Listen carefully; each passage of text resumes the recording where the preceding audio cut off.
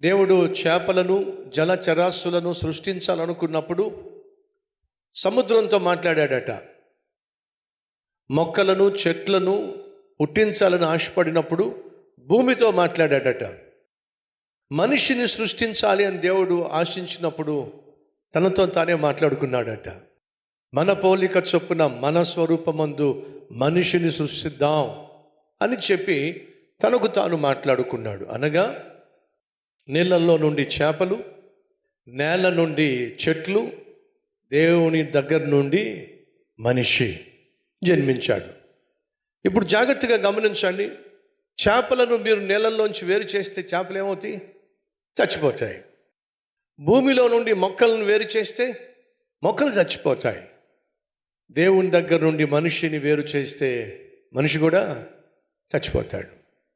ఈరోజు ఎంతమంది దేవునికి దూరం అయిపోయి, ఆయన సన్నిధికి దూరం అయిపోయి, ఆయన సత్యమునకు సమాధానానికి దూరం అయిపోయి, ఆయన ప్రసాదించేటటువంటి పరిశుద్ధతకు, రక్షణకు, క్షమాపణకు దూరంగా జీవిస్తూ బయటికి బ్రతుకున్నారు. కానీ అంతరంగంలో మాత్రం, ఆత్మీయ జీవితంలో మాత్రం చచ్చిపోయిన స్థితిలో మనలో ఎంతమంది ఒకసారి ఆలోచించండి. నినివే పట్టణస్థుల యొక్క పాపం పండింది.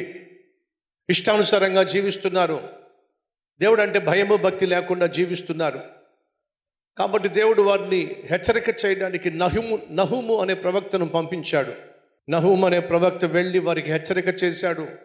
నరహత్య చేయు పట్టణమా నీకు శ్రమ, వ్యభిచరించు పట్టణమా నీకు శ్రమ, చిల్లంగితనము చేతబడితనము చేసే పట్టణమా నీకు శ్రమ అని చెప్పి నహూము హెచ్చరిక చేశాడు.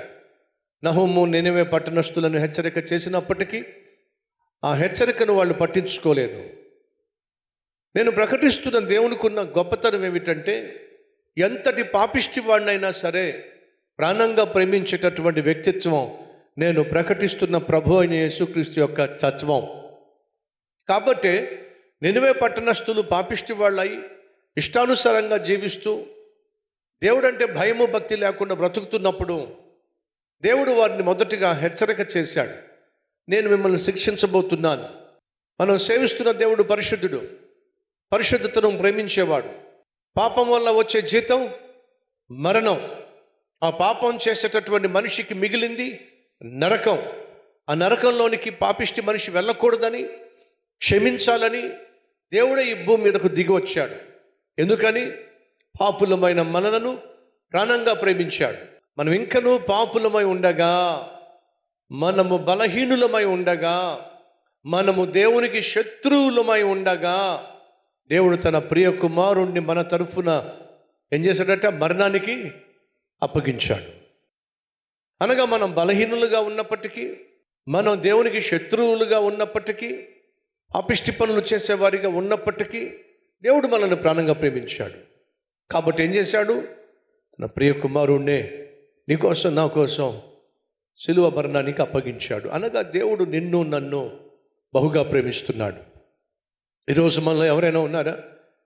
నన్ను, నా పాపిష్టి వేషాలను, నేను చేసే మోసాలను చూసినటువంటి నా భార్య, లేక మా అమ్మ, లేక మా నాన్న నన్ను చూసి చీ అంటున్నారు, చస్తే బాగుండు అంటున్నారు అనేవాళ్ళు ఒకవేళ మీలో ఎవరైనా ఉన్నట్లయితే, నా ప్రభు అయిన యేసుక్రీస్తు నువ్వు ఎంతటి పాపిష్టి వాడివైనా, ఎంతగా పాడైపోయినా, పతనమైపోయినా ప్రాణంగానే నిన్ను ప్రేమిస్తున్నాడు.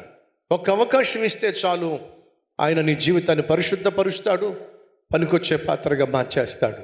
అయ్యా, అమ్మా, నీ పట్ల దేవునికి ఉన్నతమైన ఆలోచనలు ఉన్నాయి, ఉన్నతమైన ఉద్దేశాలు ఉన్నాయి.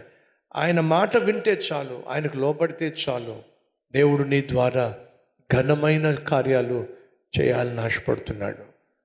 అన్యుల మధ్య నిన్ను, నీ కుటుంబాన్ని బహుధన్యకరంగా నిలబెట్టుకోవాలి అని దేవుడు ఆశపడుతున్నాడు. లోబడకపోతేనేమో తన చుట్టూ ఉన్న వారికి ప్రమాదంగా మారాడు, లోబడితేనేమో తన చుట్టూ ఉన్నవారికి ఆశీర్వాదంగా మారిపోయాడు. అయ్యా, అమ్మా, ఈరోజన్నా సంపూర్ణంగా దేవునికి లోబడతావా? ఎందుకో తెలుసా?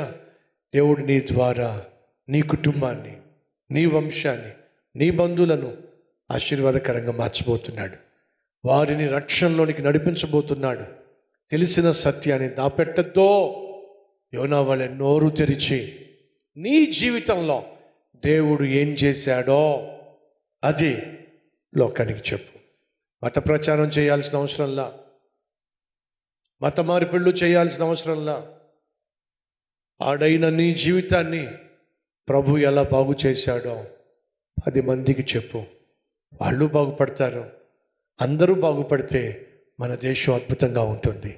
అట్టి కృప దేవుడు మనందరికీ ఇచ్చునుగాక. రండి ప్రార్థన చేద్దాం.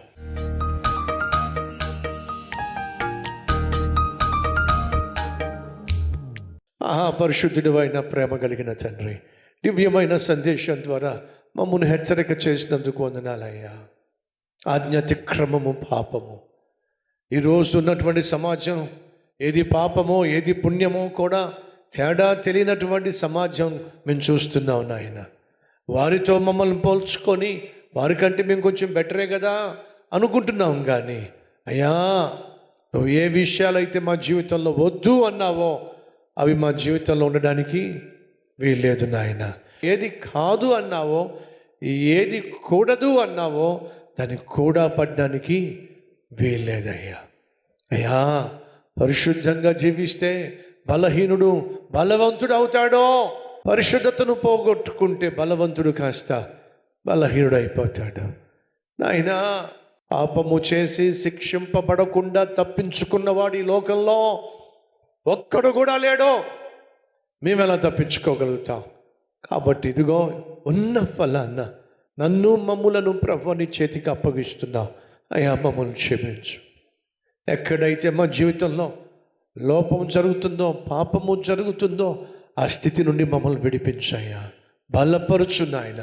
బలమైన జీవితం మాకు దయచేయ్యా. నీ దృష్టిలో నీకు అంగీకారంగా జీవించే కృప మాకు దయచేయమని యేసయ్య పేరట వేడుకుంటున్నాం తండ్రి. ఆమేన్.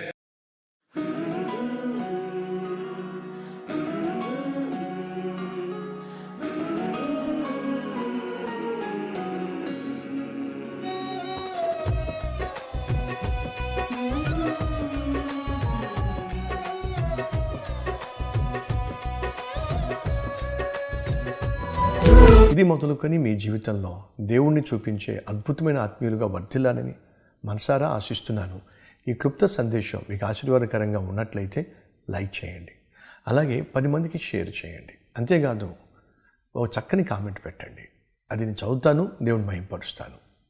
మళ్ళా కలుసుకుందాం. అంతవరకు సెలవు.